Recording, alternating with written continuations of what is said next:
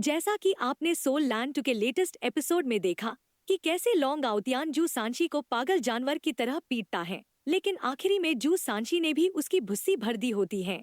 जिसके बाद हम दोनों ही टीम्स को फील्ड में आते हुए देखते हैं, जो कि अपनी फाइनल बैटल्स के लिए आए हुए होते हैं। और हाँ, अगर आपको वो फुल बैटल देखनी है तो आपको लिंक ऊपर आते हुए दिख जाएगी। क्लिक करके एक बार ही जरूर से देख लेना, वो आपको जरूर से पसंद आएगी। तो चलिए बढ़ते हैं हम अपनी इस वीडियो की तरफ। इस पार्ट की स्टार्टिंग होती है और हम जू तियारन को देखते हैं, जो तांग सेक्ट के मेंबर्स को बॉडी सेक्ट के मेंबर्स के साथ बात करते हुए देखता है। तो ये कहता है श्रेक्स एकेडमी और बॉडी सेक्ट ये दोनों ही काफी लंबे समय तक पावरफुल सेक्ट होने के काबिल हैं। और अगर सोल टूल्स एग्जिस्ट नहीं करते तो मुझे डर है कि हमारा जो सन मून एम्पायर होता, इसके लिए ये संभव नहीं होता कि ये मेन लैंड को डोमिनेट करता, यहाँ तक कि अगले 10,000 सालों के बाद भी। और इस मैच ने मुझे काफी चीजों का एहसास कराया है और मैं वास्तव में पहले कुछ ज्यादा ही एरोगेंट हो गया था। जिस पर जूजी कहती है, योर हाइनेस आप डेफिनेटली फ्यूचर में सन मून एम्पायर के सबसे बेस्ट वाइस मास्टर बनेंगे। जिस पर जू तियारन कहता है, मैंने अपनी पूरी जिंदगी को डूलियो कॉन्टिनेंट को अपने पैरों तले लाने के लिए डेडिकेट कर दी है। और तभी जूजी कहती है, योर हाइनेस क्या आपको लगता है कि होली स्पिरिट सेक्ट तांग सेक्ट को हरा सकती है? जिस पर जू तियारन कहता है, एक इविल सोल मास्टर की जो सबसे ज्यादा डरावनी चीज होती है वो उसकी पावर नहीं, बल्कि उसके नाम में जो इविल वर्ल्ड है वो होता है। और इस चीज से कोई भी फर्क नहीं पड़ता है कि इस टूर्नामेंट को कौन जीतेगा, क्योंकि जो इस यंग जनरेशन के सबसे बेस्ट होंगे उनके पास सिर्फ 2 ही चॉइसेस होंगी। पहली ये कि वो सर्व करें और दूसरी या फिर वो मरे। और हम देखते हैं कि जैसे ही मैच खत्म होता है तांग सेक्ट की टीम तुरंत ही अपने रूम लौट आती है। वैसे भी बॉडी सेक्ट इनका दुश्मन नहीं था और आज के इस मैच की वजह से इनके बीच में कोई मतभेद भी नहीं हुई और कुल मिलाकर सफलतापूर्वक तांग सेक्ट ने सेमीफाइनल के अंदर एंटर कर लिया है। और रूम के अंदर हम युहाओं को कल्टिवेट करते हुए देखते हैं, जिसकी तरफ देखते हुए वांग डोंगर मन में कहती है, युहाओं थोड़ा प्यारा सा दिख रहा है और इसका जो चेहरा है वो पहले की तरह पीला नहीं है और इसके लिए आज का दिन काफी लंबा था। फिर चाहे सोल पावर की बात करें या फिर स्पिरिचुअल पावर की, इसने इन दोनों ही मामलों में काफी कुछ किया है। और करीब 2 घंटे तक आराम करने के बाद तांग सेक्ट की टीम कैफेटेरिया आ जाती है, लेकिन इसके तुरंत बाद इन्हें तुरंत ही दोनों प्रिंसेस से इनविटेशन मिला होता है। और फिर ये लोग डिनर करने के बाद स्नो डीमन सेक्ट के गेस्ट रूम में आ जाते हैं, जो कि मिंगड़ू होटल के हाईएस्ट फ्लोर पे था। और यहाँ पे बेबे कहता है, आखिर कब दोनों ही प्रिंसेस का यहाँ से निकलने का प्लान है? जिस पे प्रिंसेस जुई जुई कहती है, हमें कोई जल्दी नहीं है, इसलिए हम यहाँ पे फाइनल्स के लिए रुकेंगे और अगर मिंगड़ू होटल हमें यहाँ पे रुकने की इजाजत नहीं देता है तो हम यहीं पे किसी पास के होटल में रुक जाएंगे। और जुई जुई की बातों को सुन के बेबे मन में कहता है, ऐसा दिखता है कि और हाइनेस को लौट के जाने की कोई जल्दबाजी नहीं है। और जुई जुई कहती है, आने वाले सेमीफाइनल्स और जो फाइनल्स हैं वो डेफिनेटली काफी ज्यादा एक्साइटिंग होंगे और अब जब मैं पहले से ही यहीं पे हूँ तो क्यों ना मैं यहाँ से जाने से पहले उन्हें मैं देखूं। और सिस्टर वैना, आपका स्नो डीमन सेक्ट क्या करने वाला है? और जुई जुई की बातों को सुनकर वैना कहती है, अगर तुम जल्दी में नहीं हो तो हमें भी एक और कारण मिल गया यहाँ पर रुकने के लिए और हम भी इसी टूर्नामेंट के खत्म हो जाने के बाद जाएंगे। जिस पर जुई जुई कहती है, तो फिर ये तो काफी अच्छी बात है, हम साथ में लौट के जा सकते हैं और ये काफी अच्छा होगा अगर कोई ट्रिप पे साथ होगा तो। और इन्हें इस तरीके से बात करता देख बेबे भी परेशान हो जाता है और ये कहता है, चलो बातों को घुमाना बंद करते हैं, सीधे ही मुद्दे पे आते हैं, जिससे कि हम लौट के आराम कर सके या फिर आप दोनों ही इस चीज को लेकर पहले डिस्कस कर ले और डिस्कस करने के बाद में आप हमें बुला सकती है। और बेबे की इन बातों को सुनकर वैना और जुई जुई एक दूसरे की तरफ देखने लगती है, जबकि इस तरफ बेबे युहाओं को ले जाते हुए कहता है, अब जब ऐसी बात है तो चलो चलते हैं। लेकिन तभी जुई जुई इसे रुकने के लिए कहती है और ये इन्हें रोक के कहती है कि चलो ठीक है, तुम लोगों ने भी इस साल के टूर्नामेंट की सिचुएशन देखी ही है और ये जो सन मून एम्पायर लगातार स्ट्रॉन्ग होता जा रहा है और हमारे एनालिसिस के अनुसार वो पक्का इस टूर्नामेंट की आड़ में किसी न किसी तरीके का षड्यंत्र रच रहे हैं और जब ये लोग हमारे खिलाफ जाएंगे तब इन्हें रोकना हमारे लिए काफी ज्यादा मुश्किल हो जाएगा। और वैसे भी ये इनकी खुद की टेरिटरी है, इसलिए हम जब लौट के जाएंगे तो मैं उम्मीद करती हूँ कि मेरे लोग तुम लोगों को कंपनी दे सके, जिससे कि हम एक दूसरे का ध्यान रख सकेंगे। और प्रिंसेस जुई जुई की बात को सुनकर वैना कहती है, मैं सिस्टर जुई जुई के साथ सहमत हूँ, जब हम साथ में होते हैं तब हम कहीं ज्यादा स्ट्रॉन्ग होते हैं और अभी के लिए जो सन मून एम्पायर है वो काफी ज्यादा पीसफुल है और यहाँ पर इतनी ज्यादा शांति है, ये तो मुझे भी डराती है। और इस टूर्नामेंट के बाद चलो साथ में ही यहाँ से चलते हैं, इसलिए वो लोग हम लोगों से पंगा लेने से पहले 2 बार सोचेंगे। और इन दोनों के इरादों को बेबे भी समझ जाता है और ये कहता है आप दोनों ही प्रिंसेस अपने अपने नेशन को रिप्रेजेंट करती हैं, जिसकी तुलना में हमारा जो तांग सेक्ट है वो बस एक छोटा सा सेक्ट है, तो हम इसके अंदर इन्वॉल्व नहीं होना चाहते हैं। और पहले ही काफी ज्यादा देर हो चुकी है, तो पहले हम ही यहाँ से चलते हैं और चलो बाद में इस चीज को डिस्कस करेंगे। और इतना कह के बेबे युहाओं को लेकर अपने साथ यहाँ से चला जाता है, जबकि जुई जुई और वैना ये दोनों ही एक दूसरे का मुंह देखती रह जाती हैं। और वैना कहती है मैंने सोचा था कि युहाओं के साथ डील करना काफी ज्यादा मुश्किल होता है, लेकिन इससे हटकर जो फर्स्ट सीनियर ब्रदर है वो तो यहाँ तक कि इससे भी कहीं ज्यादा चालाक है। उसे स्पष्ट रूप से ऐसा लगा होगा कि हमने अपनी अच्छी तरीके से ईमानदारी नहीं दिखाई है, जबकि इस तरफ जब बेबे युहाओं को यहाँ से ले जा रहा होता है तब ये कहता है ये दोनों ही प्रिंसेस कितनी ज्यादा चालाक चतुर है, और ये तो इतनी साहसी है कि ये हमारे कंधे पे बंदूक रख के चलाना चाहती है, वो भी फ्री में। और हमारे लिए यही बेहतर होगा कि हम इस दलदल के अंदर ना फंसे। और कुल मिलाकर वो दोनों प्रिंसेस ये चाहती हैं हम लोग इनके लिए आगे चलकर लड़ाई करें, जबकि वो लोग सेफली यहाँ से निकल जाए। मतलब कि जो भी नुकसान हो वो तांग सेक्ट या फिर श्रेक्स का ही हो। और तभी युहाओ कहता है अगला मैच हार जाना ही बेहतर होगा, क्योंकि एक बारी जो हम जीत गए तो फिर चाहे सन मून एम्पायर हो या फिर होली स्पिरिट कल्ट, ये दोनों ही हमें इतनी आसानी से सेफली नहीं जाने देंगे। जिस पे बेबे कहता है अभी काफी सारी चीजें ऐसी बची हैं जो कि क्लियर नहीं हुई है, और चलो अगले मैच के खत्म हो जाने तक का इंतजार करते हैं, तब तक सब कुछ रिवील हो जाएगा। जिसके बाद ये दोनों ही अपने अपने रूम्स में रेस्ट करने के लिए चले जाते हैं। जिसके बाद हमें सुबह के मिंगड़ू होटल का सीन दिखाया जाता है, जहाँ पर कोई काफी जोर जोर से गेट को खटखटा रहा होता है, और इस रूम के अंदर से बेबे नींद की हालत में उठ के आता है और ये कहता है आखिर कौन है जो कि इतनी जल्दी मुझे उठाने के लिए यहाँ पे आ गया। और हम देखते हैं कि ये गेट खटखटाने वाले और कोई नहीं जुई जुई और वैना होती है, और ये दोनों ही काफी ज्यादा हैरान परेशान होती हैं और मन में कहती है युहाओ यहाँ पे कुछ तो काफी गलत हो रहा है। और फिर हम युहाओ को देखते हैं जो कि सभी के साथ मीटिंग कर रहा होता है, और ये चौंकते हुए कहता है योर हाइनेस क्या आपका मतलब ये है कि सन मून एम्पायर इस कंपटीशन के अंदर हर एक टीम से निपटना चाहती है। जिस पर जुई जुई कहती है हाँ ये काफी हद तक ऐसा ही है, और हमने 3 बार जासूसों को भेजा था लेकिन ये सभी ही बिना किसी नामो निशान के गायब हो गए, और हमारी डिटेल्स के अनुसार ब्राइट कैपिटल सिटी सच में लॉकडाउन पे है, और सन मून एम्पायर ने एक हाई लेवल के सोल इंजीनियर को इंचार्ज बनाया है। लेकिन जो चीज सबसे ज्यादा अजीब है वो ये है कि उन्होंने सिटी को चारों तरफ से बंद नहीं किया है, बल्कि वेस्ट साइड को छोड़ के इन्होंने चारों तरफ से बंद कर रखा है। और ब्राइट कैपिटल सिटी के आसपास के जो इलाके हैं वो काफी अमेजिंग है, क्योंकि इन्होंने तीनों तरफ से व्हाइट प्लेन्स को कवर कर रखा है, तो ये लार्ज स्केल वॉर फॉर्मेशन के लिए काफी ज्यादा सूटेबल है। जबकि वेस्ट में सन मून माउंटेन रेंज है। और इन सारी बातों को सुनके हुआ युहाओ सोचते हुए कहता है इन्होंने तीनों साइड्स को कवर कर रखा है जबकि फोर्थ साइड को छोड़ दिया है, और स्ट्रैटेजिकली ऐसा लगता है जैसे कि ये जानबूझकर किया गया हो, जिससे कि दुश्मन को कमजोर करके उसे कोना में ले आए और मानसिक रूप से उसके ऊपर दबदबा बनाए।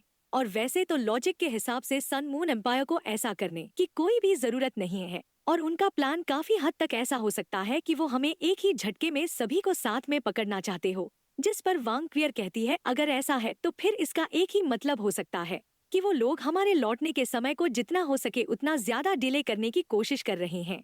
जिस पर हुआ युहाओ कहता है नहीं ऐसा नहीं है, और मुझे तो ये लगता है बात इतनी भी सिंपल नहीं है, और उनके लिए सबसे बड़ा झटका कि नेशंस के सभी प्लेयर्स को ब्राइट कैपिटल सिटी के अंदर कैद करना होगा। और अगर कुछ ऐसी बात होती तो फिर क्यों वो अब भी हमारे लिए एक भाग जाने का रास्ता छोड़ते। और शायद मैं तुक्का लगा रहा हूँ, लेकिन मुझे लगता है कि उन्होंने जो हमारे लिए रास्ता छोड़ा है वो हमारी मौत के तरफ ही ले जाएगा। और मुझे तो उनका प्लान ये लगता है कि वो सभी ताकतवर लोगों को एक साथ इकट्ठा करके एक साथ ही मार देना चाहते हैं। जिस पर वैना कहती है ये बस तुम्हारा अनुमान है, और हम पहले ही सन मून माउंटेन रेंज की जांच कर चुके हैं, लेकिन हमें वहाँ पर कुछ भी अजीब नहीं मिला। जिस पर युहाओ कहता है शायद ऐसा भी हो सकता है, लेकिन वांग क्वियर इस बार ही एकेडमी ने किसे भेजा है। जिस पर वांग क्वियर बताती है ज्यादा नहीं, लेकिन वो सभी ही काफी स्ट्रॉन्ग है।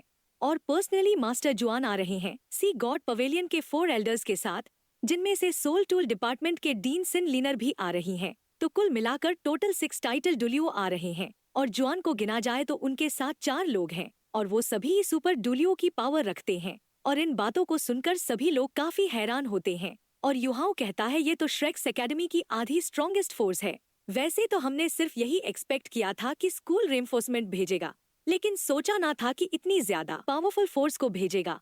जिस पर वांग क्वियर बताती है जुआन लाव ने कहा है मिशन उतना ज्यादा इम्पोर्टेंट नहीं है, जितना सभी लोगों का सेफली लौटना है, और खराब परिस्थितियों के अंदर तुम्हारी सेफ्टी सबसे ज्यादा इम्पोर्टेंट है। और इस बात को सुन के युहाओ हैरान होता है और फिर ये इमोशनल होते हुए मन में कहता है, मेरा घर कब का जा चुका है, लेकिन एकेडमी ही मेरा घर तब से बन गई है जब से मैं इसके अंदर एंटर किया हूँ। जिस पर युहाओ कहता है कि शायद हम कुछ ज्यादा ही सोच रहे हैं, लेकिन अगर जुआन लाव ने पर्सनली जांच की है तो फिर वहाँ पे सच में कोई भी प्रॉब्लम नहीं होगी। और इनके दिलों में जो भी डाउट्स होते हैं उन्हें लेके ये लोग बातचीत करते रहते हैं, जिसका रिजल्ट कुछ भी निकल के नहीं आता है। इसलिए दोनों ही प्रिंसेस इन्हें गुड बाय कह के यहाँ से चली जाती है। और इनके यहाँ से जाते ही टीचर झाओ कहती है, ये लोग अपने झमेले के अंदर हमें घसीटना चाहती हैं, लेकिन ऐसा सिर्फ इनके सपनों में ही होगा। जिस पर बेबे पूछता है आखिर क्या हुआ, जिस पर टीचर बताती है, असल में उन दोनों ही प्रिंसेस ने कल मुझे अपना प्लान बता दिया था और उनका प्लान वर्चुअस हॉल के ऊपर अटैक करने का है, लेकिन असल में ये इसकी आड़ में जू तियारन को असैसिनेट करना चाहती है, जो कि सन मून एम्पायर का क्राउन प्रिंस है। और अगर वो मारा जाता है तो एम्पायर के अंदर काफी ज्यादा हड़कंप मच जाएगा और ये जहाँ तक ये जंग तक चलेगा, और इस तरीके से बाकी के नेशंस को तैयारी करने का समय मिल जाएगा। और दोनों प्रिंसेस के इस प्लान को सुन के युहाओ दंग रह जाता है और ये कहता है वो ऐसी बात है क्या, उनके जो थॉट्स हैं वो काफी ज्यादा सिंपल है, क्योंकि जो वर्चुअस होल है वो जू तियारन के साइड है और उसके साथ होली स्पिरिट कल्ट भी है, तो इस वजह से उसे असैसिनेट करना तो उनके औकात के बाहर है।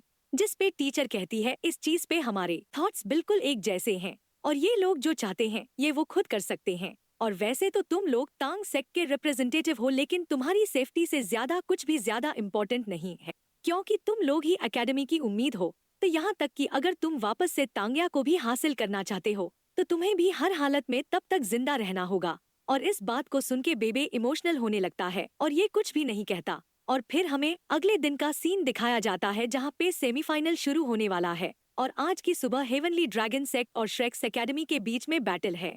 और आफ्टरनून में जो बैटल है वो होली स्पिरिट सेक्ट और तांग सेक्ट के बीच में है।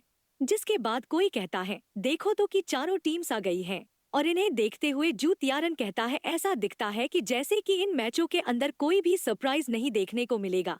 जिसके बाद ये काफी अजीबोगरीब हरकत करते हुए कहता है, आज तक कोई भी होली स्पिरिट सेक्ट को अपने पैरों तले नहीं कुचल पाया है और आज तक कोई भी इनसे नहीं जीत पाया है और इन लोगों की टीम इनके सामने काफी बच्चों जैसी होगी। और इसे इस तरीके से एक्ट करता देख जूजी कहती है, योर हाइनेस प्लीज आप थोड़ी सी तहजीब में रहिए। जबकि ये इस तरफ ये युहाओ की तरफ देखते हुए मन में कहती है, युहाओ प्लीज सेफ रहना। और हम देखते हैं कि आज के दिन काफी सारी भीड़ आई हुई होती है इन मैचेस को देखने के लिए और यहाँ की जितनी भी सीट होती है वो खचाखच भरी हुई होती है। और वैसे भी सुबह का जो पहला मैच है वो श्रेक्स एकेडमी का हेवनली ड्रैगन सेक्ट के खिलाफ है और तभी हम श्रेक्स एकेडमी को शांति से बैठे हुए देखते हैं, जबकि यहाँ पे हेवनली ड्रैगन सेक्ट भी होता है। और इन्हें देख के ऑडियंस हैरान होते हुए कहती है, यहाँ की एयर तो थोड़ी ज्यादा डेंस लग रही है और लगता है कि ये तूफान के आने से पहले की शांति है। और तभी यू तियानलोंग श्रेक्स एकेडमी की साइड आने लगता है और ये यहाँ पे वांग क्वियर से बात करने के लिए आया होता है और इसे वांग क्वियर की तरफ आता देख दाई हुआबिन, जो कि वांग क्वियर के बाजू में बैठा होता है, ये तुरंत ही खड़े होकर चिल्लाते हुए कहता है, आखिर तुम्हें क्या लग रहा है कि ये तुम क्या कर रहे हो। लेकिन तभी वांग क्वियर इसे बैठने के लिए कहती है और ये आगे आ कहती है, आखिर क्या बात है। और इस समय वांग क्वियर वाकई में काफी ज्यादा सुंदर और प्यारी लग रही होती है और इतनी ज्यादा सुंदर कि यू तियानलोंग का दिल भी मचल उठता है और ये भी वांग क्वियर से मोहित होते हुए मन में कहता है, ये तो कितनी ज्यादा सुंदर है और इसके इतने करीब आ जाने से मेरी सांसें भी थम सी गई है। और फिर ये अपने इमोशंस पर काबू करते हुए कहता है, क्या तुम मेरे साथ एक शर्त लगाना चाहोगी। जिस पर वांग क्वियर पूछती है, आखिर किस चीज पे। जिस पे यू तियानलोंग बताता है, इस पहले इंडिविजुअल एलिमिनेशन बैटल के अंदर मैं चाहता हूँ कि मेरा तुम्हारे साथ एक शोडाउन हो और अगर मैं हार जाता हूँ तो मैं तुम्हारी श्रेक्स एकेडमी को ज्वाइन करूंगा, लेकिन अगर तुम हार जाती हो तो तुम्हें पक्का हमारे हेवनली ड्रैगन सेक्ट को ज्वाइन करना होगा। तो क्या तुम मेरे साथ शर्त लगाना चाहोगी। और इसकी इस बात को सुनकर वांग क्वियर मुस्कुराते हुए कहती है, हमारी श्रेक्स एकेडमी निकम्मों को एक्सेप्ट नहीं करती है। और इस बात को सुन के यू तियानलोंग का मुंह उतर जाता है, जबकि जो इसके साथी होते हैं वो गुस्से से भड़कते हुए कहते हैं, आखिर ये तुमने अभी क्या कहा। जिस पर यू तियानलोंग अपने साथियों को शांत करवाते हुए कहता है, क्या तुम डर गई। और इसकी इस बात को सुन के वांग क्वियर इसे पूरी तरीके से इग्नोर कर देती है, जिस वजह से इस बंदे को काफी तगड़ा वाला झटका लगता है। लेकिन तभी इनकी टीचर आगे आके कहती है, यू तियानलोंग श्रेक्स एकेडमी एक ओपन एकेडमी है, जबकि तुम्हारा जो हेवनली ड्रैगन सेक्ट है वो एक सेक्ट है तो इसके तुम्हारे सेक्ट को ज्वाइन करने में और तुम्हारे एकेडमी को ज्वाइन करने में काफी बड़ा अंतर है। और क्या तुम्हें ये लगता है ये तुम दोनों के लिए ही फेयर होगा? और इस बात को सुन के यू तियानलोंग चौंकते हुए कहता है, तो फिर तुम क्या चाहती हो? जिस पर टीचर कहती है, कैसा रहेगा अगर मैं वांग क्वियर के लिए डिसाइड करूँ तो? और अगर ये हार जाती है तो ये हेवनली ड्रैगन सेक्ट को ज्वाइन करेगी ग्रेजुएशन के बाद।